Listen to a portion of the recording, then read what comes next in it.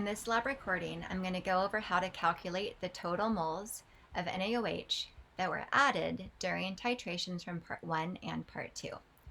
To do this, the total volume of NaOH added during titration 1 from the 15 data points would be cell F16. Looking at my Excel sheet, I see cell F16 is right here. My number is 15.53 mils. Yours will be different. And again, because I'm looking at my V final, the reading on the burette minus V initial, that's how much was added from titration number 1.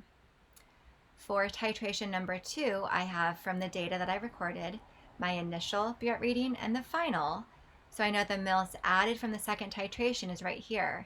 So I have that entire entry up here, but you can see that it's too wide. So I can right click on that cell. I can format that cell. I can go ahead and click on alignment, wrap text, okay, and that's how you can get an entry like that. So now in this cell, my F20, I want to figure out how much was added from trial number 2. To do that, I type in equals for Excel via calculator, and I know the volume added is always final minus initial. So click on my final minus my initial and then press enter.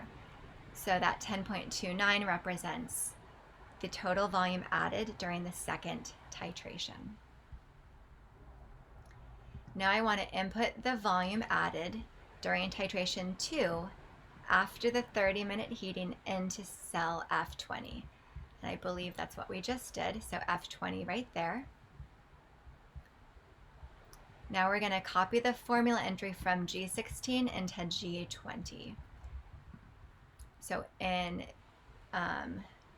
G20, okay, so that number should not have been there. What I'm going to do here is I'm going to figure out the moles of OH minus added in titration number 2. That's what we have here. So I'm going to take an equals, or all we have to do, we can take this formula, it's the same one, Control C copy, Control V paste. And what that did, so looking at the entry, it's F20, which is here, divided by 1,000, so converting my milliliters to liters, and then times my molarity. You need to use your molarity from your student data sheet. So this number represents the moles added in titration 2. This number represents the moles added in titration 1. So what I can put here, let's be more specific, the total moles of hydroxide added. So to do that, I just add up both moles.